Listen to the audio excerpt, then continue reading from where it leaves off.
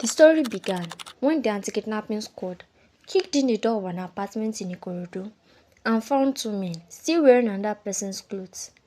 That single detail, a dead boy's shirt draped over a living man's shoulders, was the first thread that unraveled everything. A fake reunion, a staged kidnapping, a body folded into a bag, and a murder that had already sent an innocent man to prison for a crime he never committed.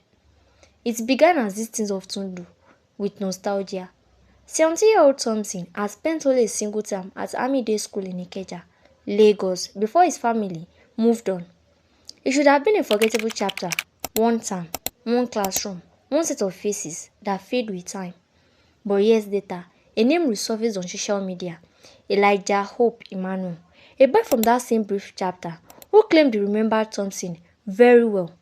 Elijah reached out again and again, invited Thompson to visit, and Thompson, flattered maybe by being remembered so fondly, kept declining until the day he didn't. Elijah had recently moved into an apartment in Ikorodu, conveniently close to where Thompson's family lived. Thompson left home telling his sister Precious he was going to see his old primary school friend. He didn't have the exact address.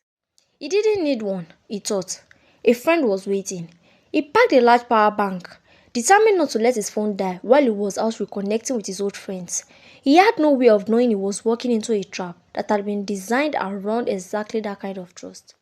Inside Elijah and Tony's apartment, that reunion played out like any other. They talked about their days at the cantonment school, laughing over memories neither of them had thought about in years. Thompson had no idea that as they spoke, Elijah and Tony were messaging each other on WhatsApp, coordinating the movements they would turn on him. Loud music played in the background, covering what was coming. They had already prepared their weapons, a cutlass for Tony and a stick studded with nails for Elijah. When the moment came, they forced Thompson on the ground, bound his legs with chains and clothes bought specifically for that purpose, and photographed him. Proof of life to send to a family they believed was rich. Because Elijah remembered that Thompson's father was a retired soldier, the plan, as they had conceived it, was almost businesslike. Kidnap him, collect a ransom, let him go. But standing over Thompson, Elijah realized the flaw in that plan. Thompson knew him. Thompson knew his face, his family, his number. If they let him go after the money changed hands, he would go straight to the police. So Elijah put Tony into another room and said what both already understood. Thompson had to die. Tony went behind Thompson and choked him for almost a minute until his hands grew tired. Elijah took over and finished what Tony had started. When Thompson went still, they confirmed he was dead and then faced a problem that had nothing to do with guilt and everything to do with logistics. His body was too heavy and too large to move easily. They folded him, forced him into a mosquito net storage bag they had bought for exactly this, and zipped it shut. To move a body through a neighborhood without suspicion takes a kind of cold theater. They carried Tony's music production equipment alongside the bag, dressing the whole thing up as an ordinary night out for work. They had two commercial motorcycles. Tony rode with the bag wedged between himself and the driver, steadying it the whole way until they reached a quiet patch of woods along a community road they knew well. There, in the dark, they pulled Thompson's body out of a bag and left him in the vegetation. They carried the empty bag home with them as if it were nothing. That was between 8 and 10 p.m. on Wednesday. Thompson had been dead for hours by the time his family began to seriously worry. At 5 p.m. that evening, before any of this had come to light, his sister Precious had called him. Please pick up too. The phone rang twice, then went dead. Impossible, she thought, given the power bank he had carried specifically to avoid that. All night the family called, and all night the phone stayed silent until 4 a.m. when it started ringing again, but no one even answered. By Thursday morning, Precious was at the police station reporting her brother missing when a message arrived from his number. Instructions to download an app, a claim that he had been kidnapped, and a demand for 150 million naira. The family didn't have anywhere close to that. Thompson's mother, panicked, offered 50 million naira, a number Elijah and Tony seized on as a proof that the family was really wealthy. But when Thompson's sister took over the calls, she told them the truth, that their mother had said that out of fear, and the stress had since put her in the hospital. She offered 5 million naira. The killers argued the price down amongst themselves, first to 3 million, then to 200,000 naira, which the family said was genuinely all they had left after hospital bills. Tony collected it in 2 installments of 100,000 through a POS agent, unaware that police, working with the Lagos State Anti-Kidnapping Squad, were already tracing Thompson's sim.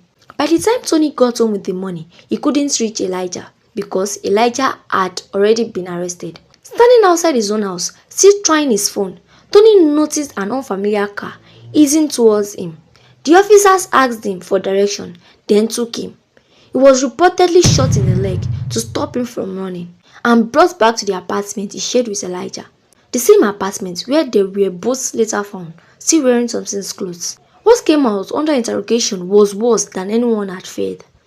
This was not their first murder. On November 30, 2025, the two men had lured a young woman, a commercial sex worker, to that same apartment. They killed her too, contacted her family for ransom, collected 300,000 naira and murdered her anyway. They sold her phone afterwards and split the money. Though Elijah reportedly felt shortchanged by Tony's court, in resentment, in a twisted way, though pushed him to bring in a victim of his own, Thompson. Her body had been dumped just meters from where Thompson's would later be left. And here is the part that turned this from a tragedy into an outrage. When that woman's body was discovered in November, police arrested a man who simply lived nearby. He was charged with a murder and had been sitting in a Nigerian correctional facility, awaiting trial ever since for a crime committed by two men who were at the same time free to plan their next one.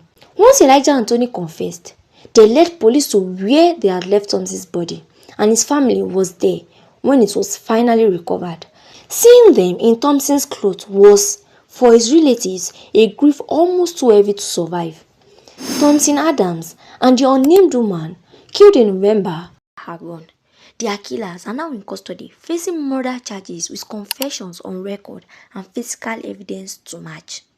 But a third person is still paying for this crime, an innocent man, convicted in the court of circumstance, waiting in prison for a trial that should never have named him in the first place. With his true killers caught and confessed, the case for his release is no longer a matter of doubt, it's a matter of urgency.